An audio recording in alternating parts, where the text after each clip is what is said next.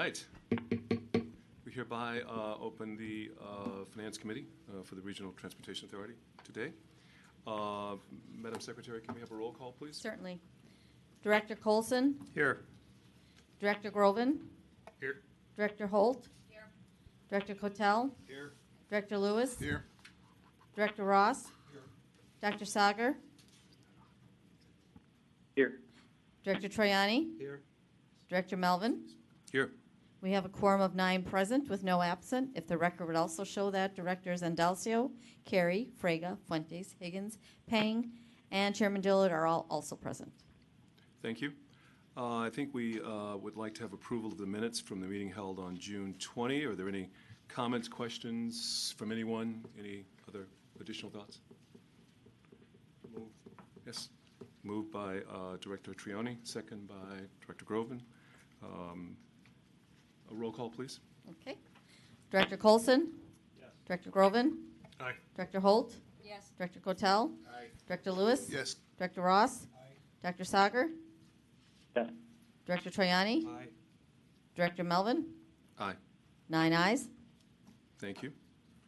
Next, we'll have the presentation of the quarterly performance report of the second quarter. Jill? Good morning, Director Melvin and members of the Finance Committee. Morning. I'm here to present to you the second quarterly performance report for 2019.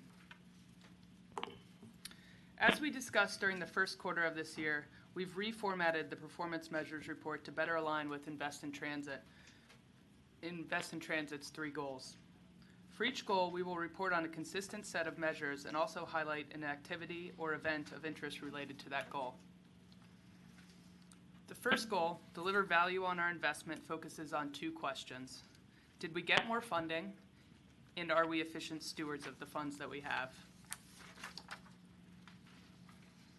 This quarter, we finally have some good news. We have more funding.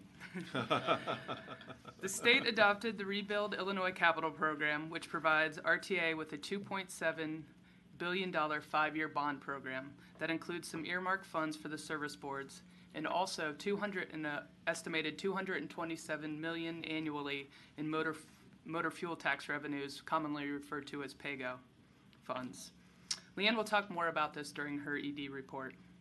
This is a much-needed infusion of capital funding, and once we have more detail on how that funding will be coming to the RTA, we'll be able to report it in future quarters. Our first measure here, annual capital funding, increased by $160 million in the second quarter following a capital amendment that was passed in June. However, the 2019 value remains below the funding level through Q2 of 2018, as that total has included a large CTA bond issue amount that was later more evenly distributed throughout the year, and the new Rebuild Illinois funding is not yet on our books.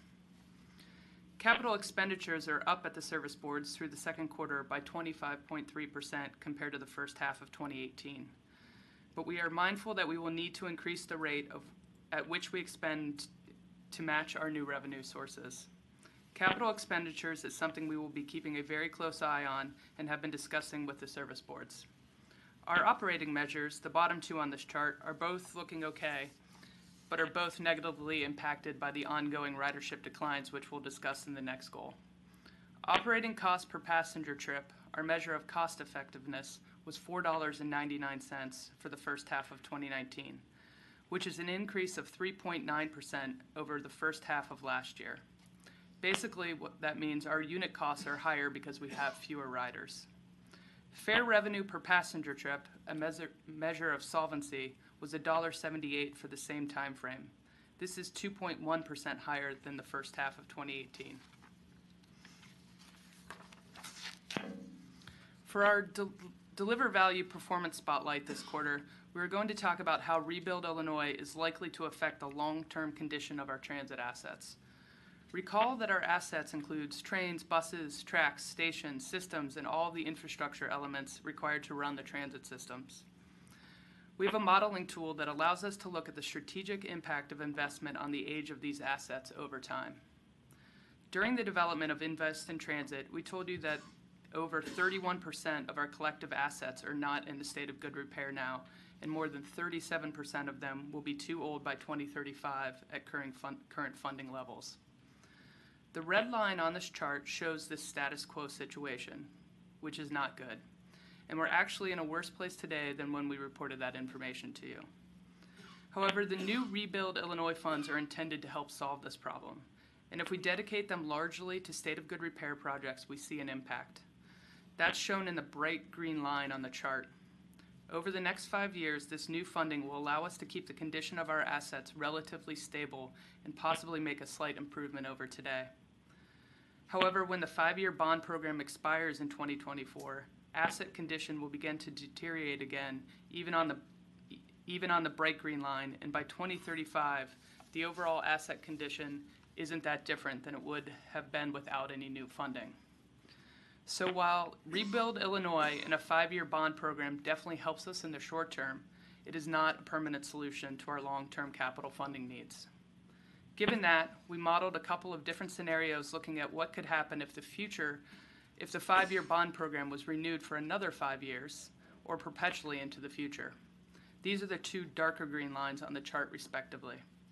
In these scenarios, we see that 10 years of bond funding could help the agencies make a more noticeable improvement to asset condition, and that perpetual state bond funds would make a lasting improvement relative to today. All this is to say, the Rebuild Illinois program is hugely significant, but we will need to continue to work to ensure that the state bond program continues well into the future and that we pursue other sources of capital funding in order to make long-term improvements.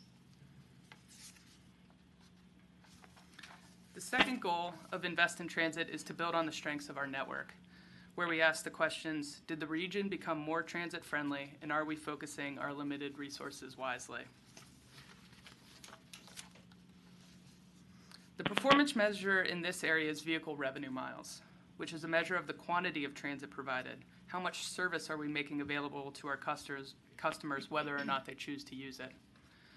This chart shows vehicle revenue miles for the first half of each of the past 10 years with the trend line. We can see that the service made available has steadily increased over the decade and leveled off in the last 2 years. In the first half of 2019, our system offered 118.4 million miles of revenue service, an increase of 5.1% in comparison to 2010 and roughly equal to the last year. Our performance spotlight related to this goal for the second quarter is a pilot project that has been initiated by Cook County. The pilot aims to demonstrate that the region can improve transit options for South Cook County residents by reducing Metro fares, increasing service on the Metro Electric District line, and improving multimodal connections coordination through free transfers. The operational details of this pilot are still being determined, but the project has the potential to improve mobility for an area of the region that is of strategic interest to the RTA, Chicago's South Side and Southland.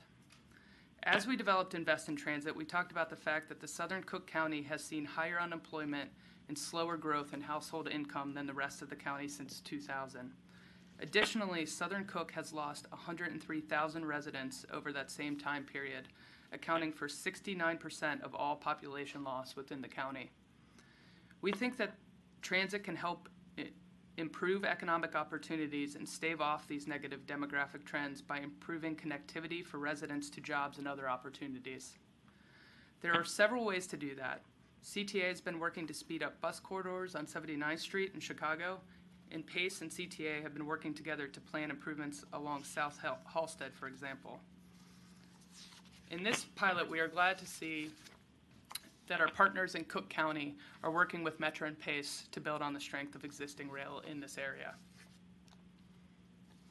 Lastly, the third goal is stay competitive, which asks, are we providing the kind of services that people want, and are people satisfied with it when they do? The first measure we will continue discussing is ridership. Ridership continues to trend downward and was 3.3% less than first half of 2018, impacted by severe weather and closures during the polar vortex earlier in this year. Average speed and on-time performance are two important contributors to whether people take transit. The average speed of all of our transit services in the first half of 2019 was 15 miles per hour, which is slightly higher than the first half of 2018. On-time performance is collected by all the agencies and reported periodically. Metro reports on-time performance to their board each month, and for June reported 95.8%, which exceeded their goal of 95%. Pace's on-time performance for the first half of 2019 was 85%. CTA reports on-time performance in a slightly different way, which they include in monthly public performance reports posted on their website. The data here is for June 2019, the most recent published report by CTA. The measures include the number of rail delays of 10 or more minutes, which you can see exceeded their target for that month. The percent of track mileage that is subject to slow zone restrictions, which was 12.1% with no target set.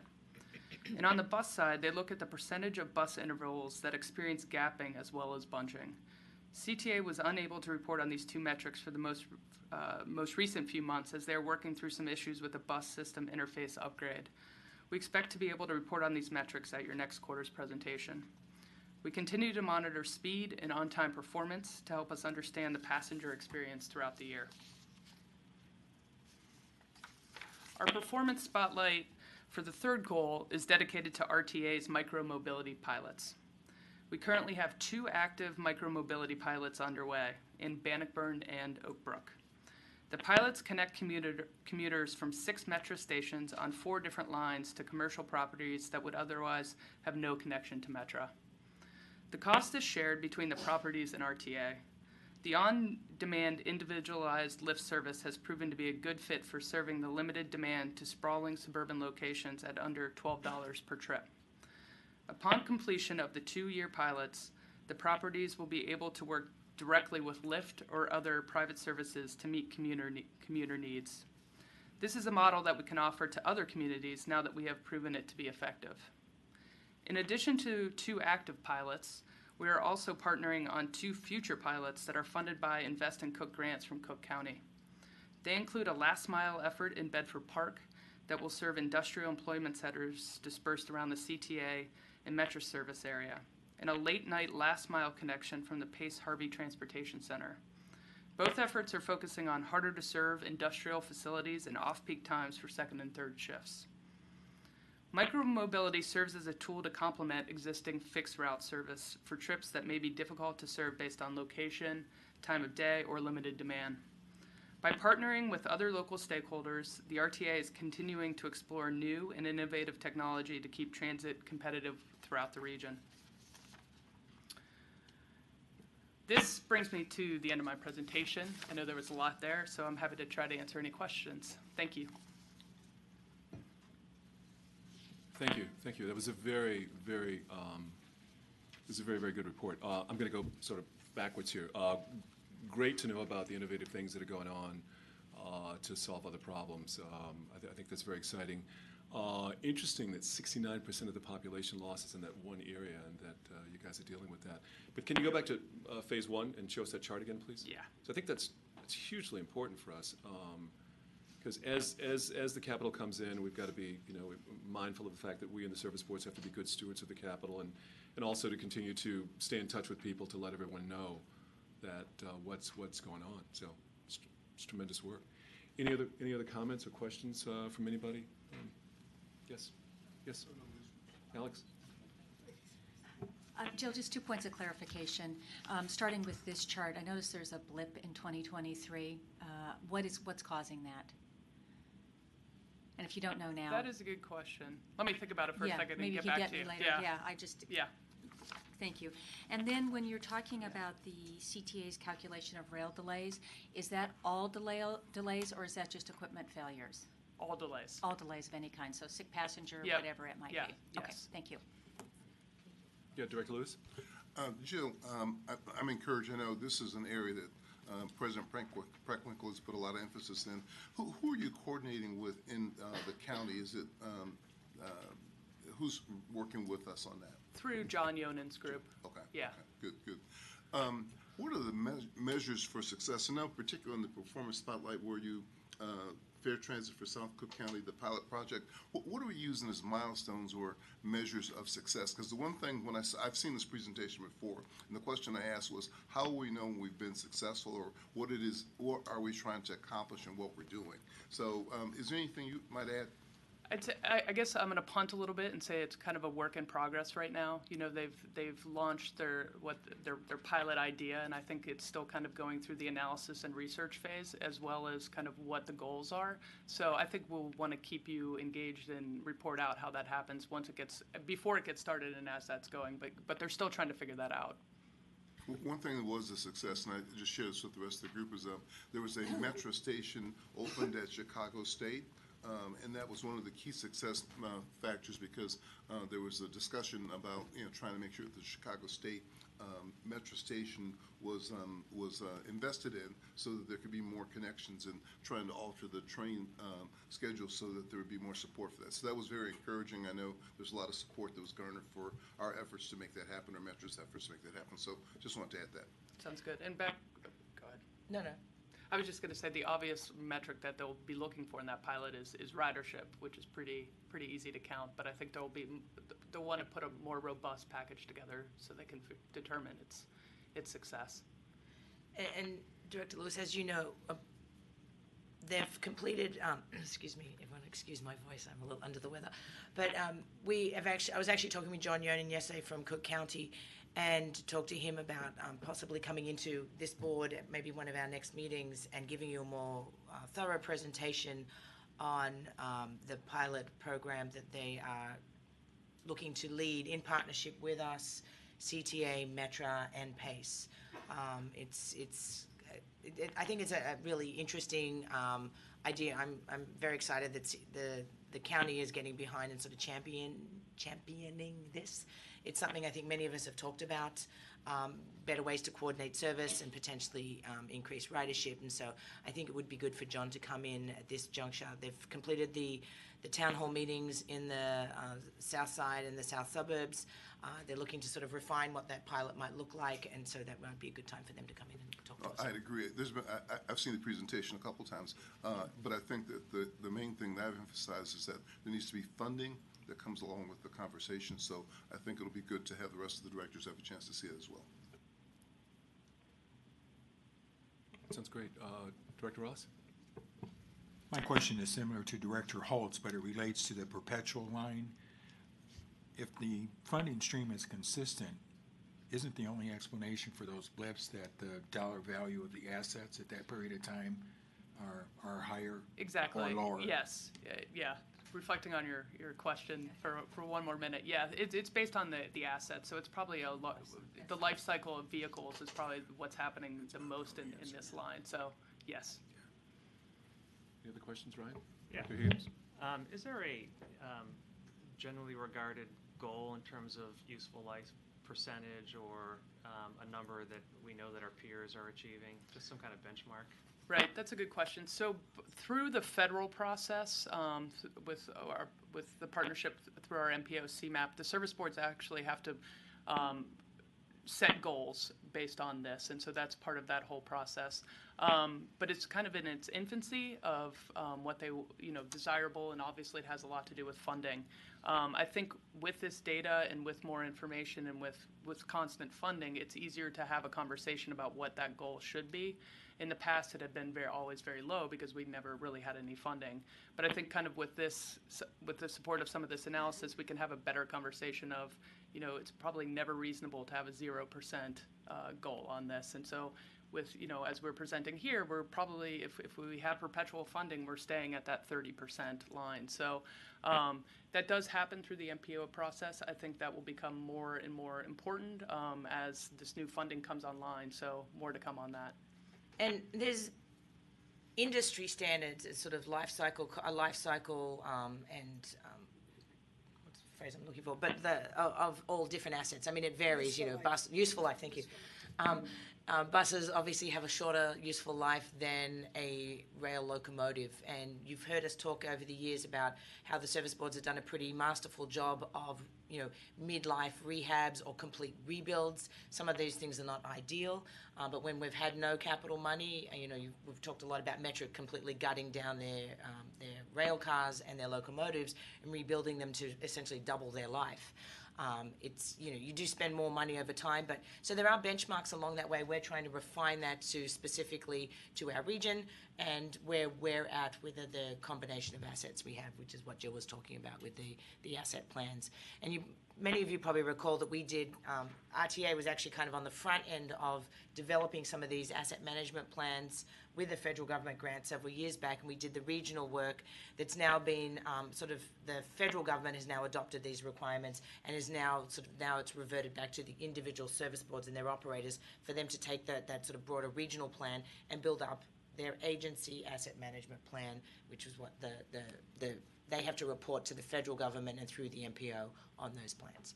That was probably too much answer, but sorry. Mr. Chairman? Just a couple of comments. I think one of the things that I've taken out of this particular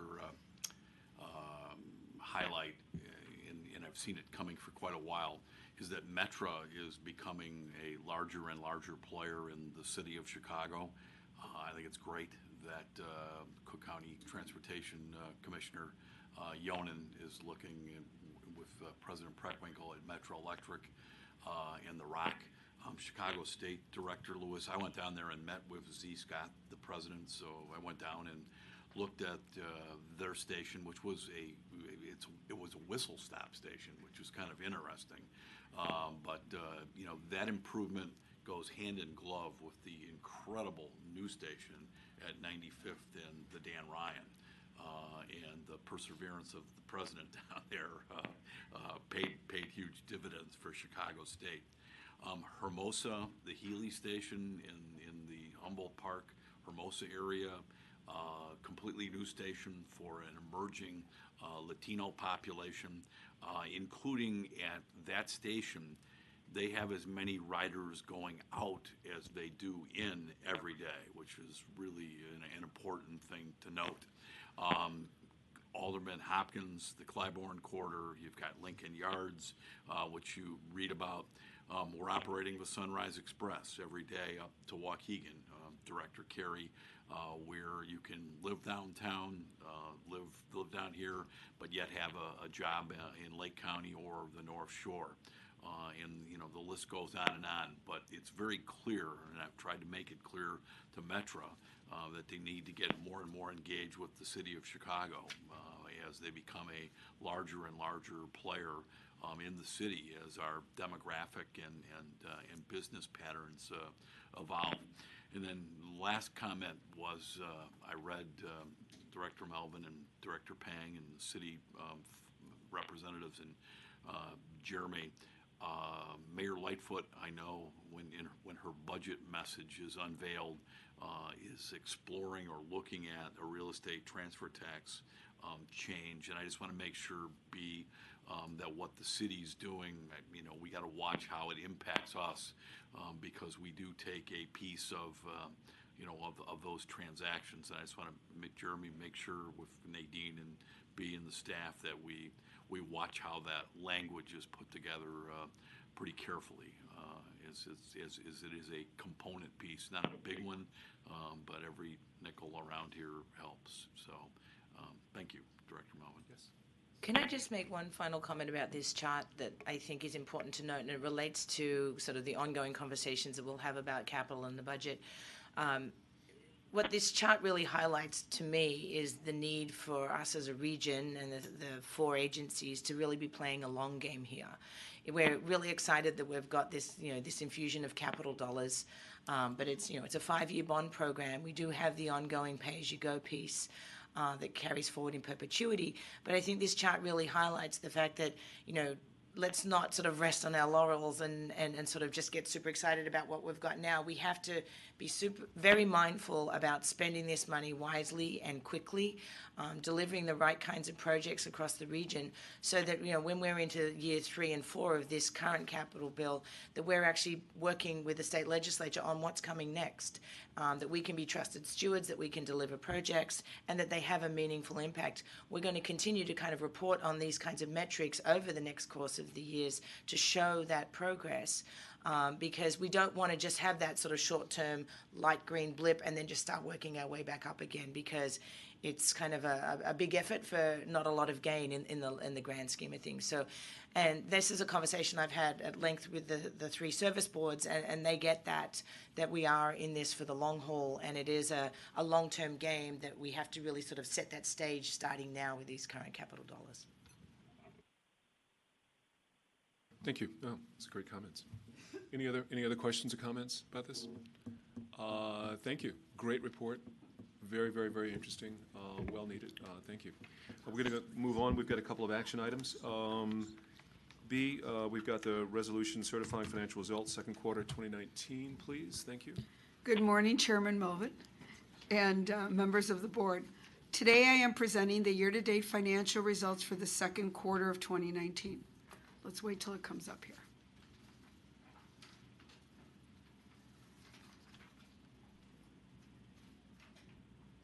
Here we go. So quarterly, you will be asked to vote on the certification of these results, and then monthly, I present the actual to budget and projected results.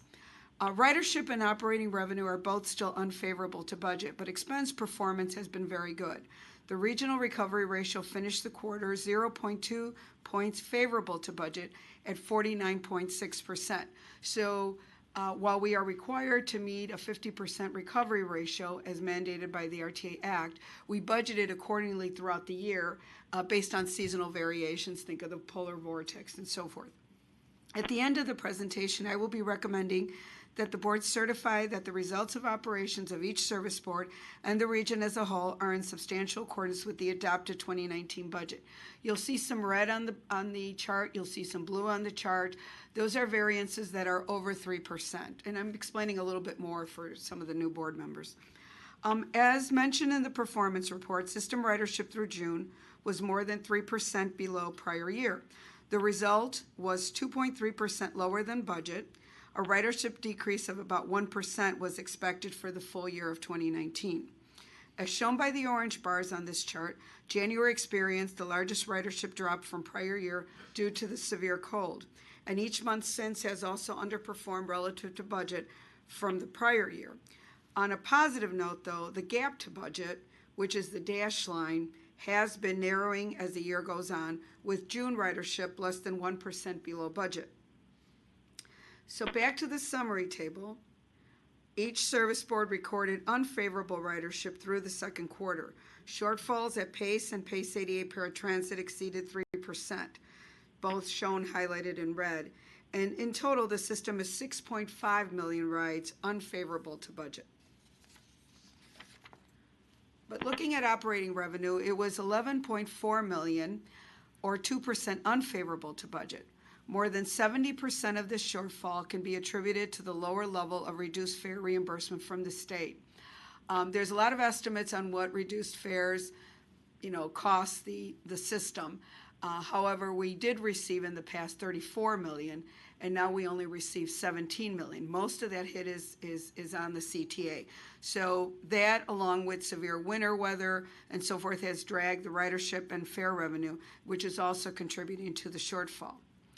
The PACE operating revenue is 5.9% unfavorable to budget. This is also highlighted in red, and it's due again to the lower budgeted fare revenue and the cuts to the reduced fare subsidy to them as well. So now looking at public funding, this shows that results are 2.6% below budget through June due to the unfavorable sales tax and the real estate transfer tax, the RAT results. However, May sales tax is expected to be slightly above budget and is 1.7% higher than prior year.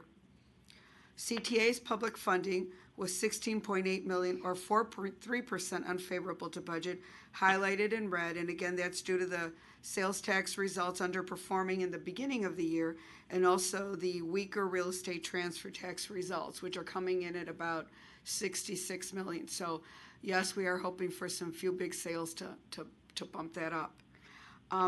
Looking at sales tax by category, which we covered during the quarterly results, it shows that sales tax growth by merchant category, in this case through the first quarter of 2019, which is the last available data just due to the lag. So you can see where that breaks up. The number in parentheses at the bottom of the chart indicates the size rank of the category in terms of total sales tax receipts. This chart shows how severely the January cold impacted the first quarter results. It is interesting to note that the food, drink, and drugstore categories showed some resiliency in the bad weather, and remember that sales tax growth has since swung positive to 1% for the year, so they're not as bleak as it looks on this chart.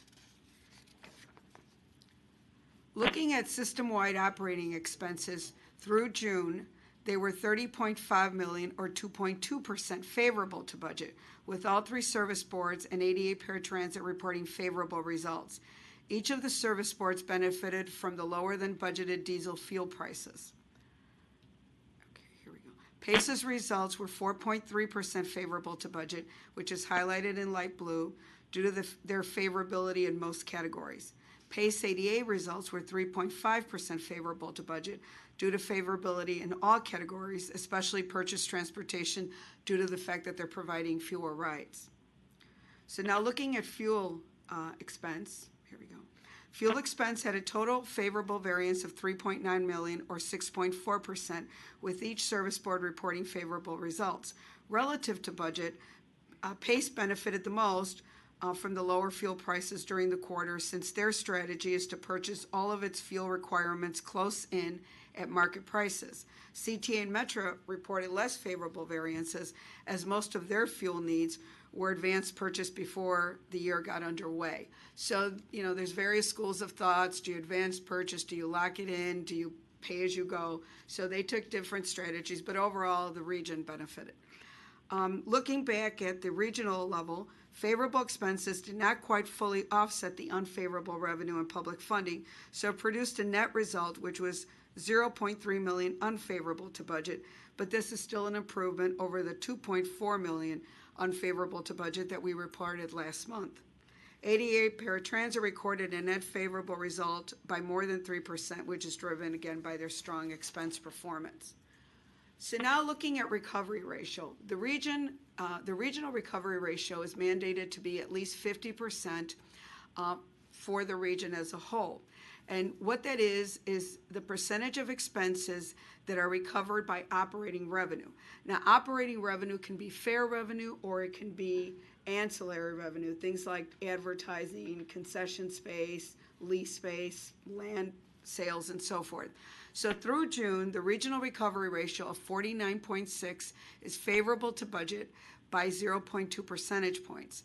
This again reflects steady improvement from the first quarter recovery ratio, which was 0.6% unfavorable. So again, our goal for the region at year end is 50%, but we projected and budgeted with seasonal variations throughout the year. The fare recovery ratio of 35.3% and the all recovery revenue ratio of 41.5% were both about 1 point lower than prior year, reflecting again the weather impact. So what we called a pure recovery ratio is only fares, so just actual ridership fares. The all revenue is with all of their various revenues that I described, ancillary. And then with the credits that are allowed by the RTA Act, that is the one that we report on to the state. So that's the 49.6. In the right section here, CTA and PACE each reported an unfavorable to budget result, driven again by the unfavorable fare revenue, reduced ridership, and the reduced fare reimbursement. Metro and 88 paratransit reported favorable results due to good expense performance. Okay, so now let's look at the operating deficit. Focusing on the certification of the year-to-date financial results through the second quarter, this slide displays the variances of each of the service boards' operating deficit from budget. Metro, PACE Suburban Service, and 88 Paratransit had favorable variances in excess of 3%, while CTA is essentially at budget. The combined regional operating deficit of $19.1 million was 2.4% favorable to budget. So accordingly, staff recommends that the results of the operations of each service board and the region taken as a whole be found in substantial accordance with the adopted budget through the second quarter. In summary, the service board's expense performance through June continued to be strong, helping to offset the effects of ridership and revenue shortfalls. The regional recovery ratio has improved each month, and we expect it to surpass the statutorily required 50% level as we continue to report the rest of the summer results. That concludes my remarks, and I'll be happy to answer any questions. Hey, thank you, Bea. Thanks for a great report. And thanks for all the detailed explanations about the recovery ratio, so we can keep that straight. I really appreciate that. Any questions, anyone? Any comments, thoughts? Certainly, the service boards do a great job of managing costs and expenses and staying right on top of things, and that makes a huge difference for us throughout all of this. But any comments, questions, anyone? Great. And then we're going to ask for approval of this.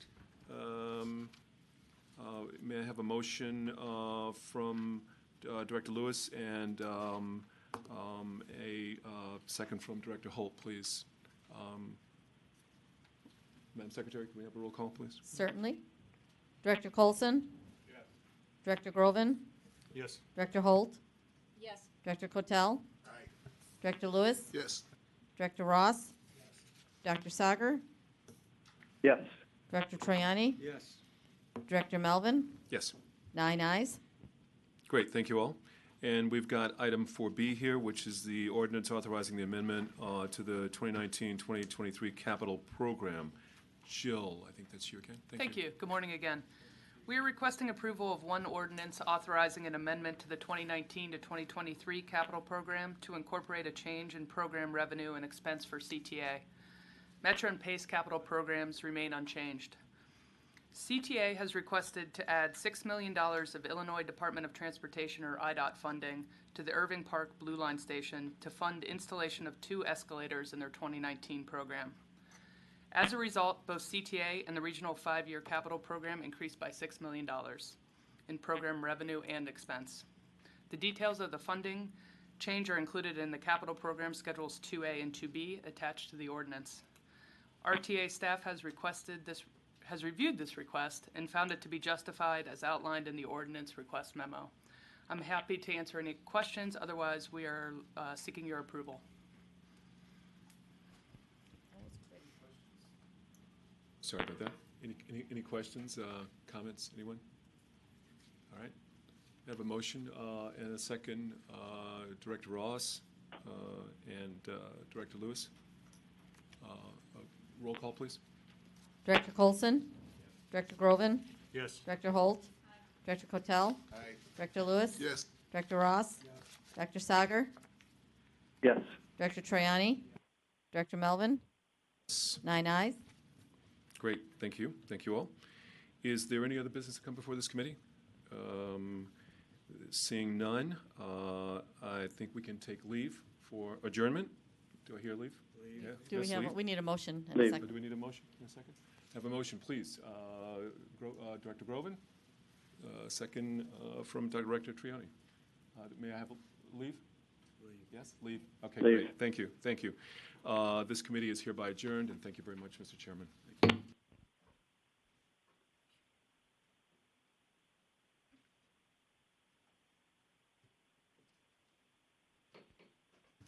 All right, I will call the regular meeting of the full board of the Regional Transportation Authority to order, and let's begin with the Pledge of Allegiance as usual. I pledge allegiance to the flag of the United States of America and to the republic for which it stands, one nation, under God, indivisible, with liberty and justice for all.